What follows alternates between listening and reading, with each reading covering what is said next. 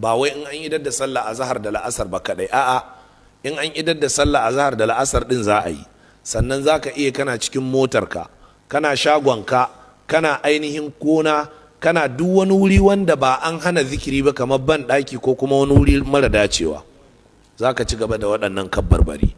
Sannan babu ƙaidi dangane da kabbarbarin cewa guda 3 ko guda 15 za ka yi ta yi ne kawai ko a ina. Sayyidina Umar har cikin kasuwa ne, sahabbai sukan yi su hatta suna cikin ainihin tantuna da sauransu, suna cikin shaguna da sauran makamantan haka.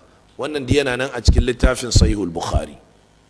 Da ƙarshe ina fatan a karanta littafin Ar-Rawdatun Nadiyya, sharhin littafin Ad-Durarul Bahiyya, wallafar babban malami al-Imam Sheikh Siddiq Hassan Khan, Allah madaukakin sarki ya gafarta musu.